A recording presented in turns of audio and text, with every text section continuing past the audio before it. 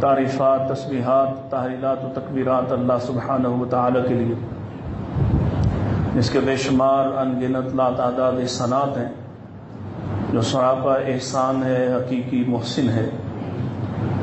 جس نے ہمیں ایک جان سے پیدا فرمایا اور پھر زمین میں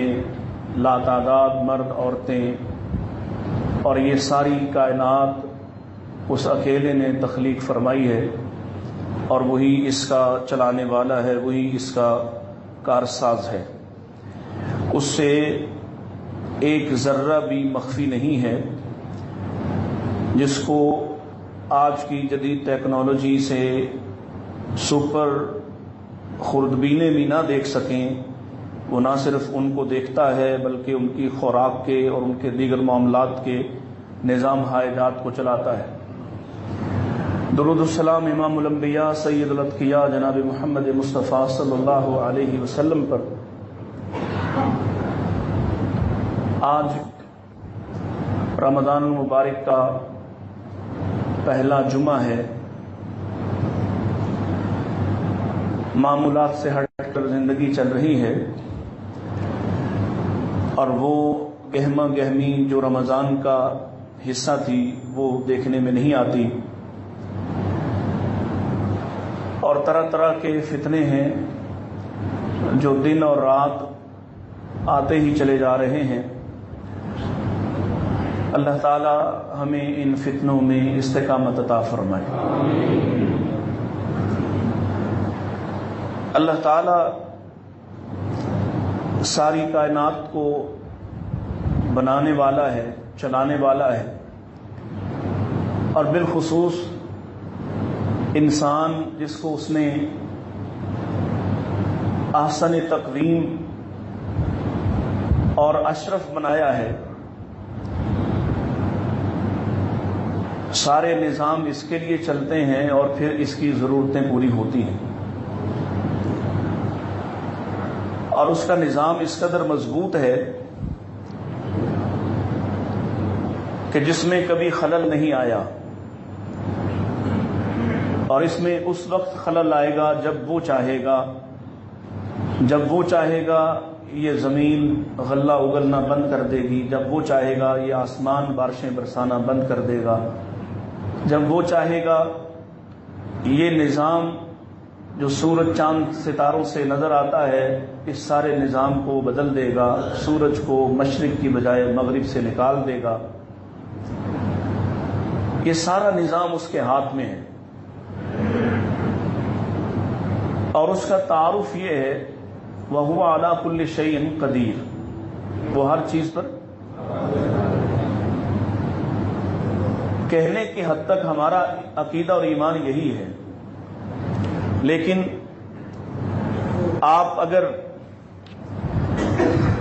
اس پر توکل کا ٹیسٹ کر لیں تو اکثریت آپ کو اس سے مخالف اور مختلف کھڑی نظر آئے گی۔ ہم اپنی ضرورتوں میں، اپنی مجبوریوں میں، اپنی مصیبتوں میں اللہ تعالیٰ سے رجوع کرتے ہیں، اور رجوع کرنے والے اسے بڑے محبوب ہیں۔ خاص طور پر رمضان یہ پیغام لے کے آتا ہے کہ انسان اپنی پوری زندگی جو گزر گئی، اور بالخصوص جو پچھلا سال رمضان کے بعد سے اب تک ہے، اس سال میں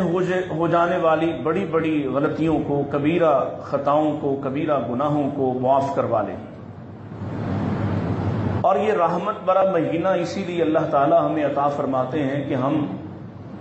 ری سائیکل کر کے اپنے نظام کو دوبارہ سے ری سٹارٹ کر کے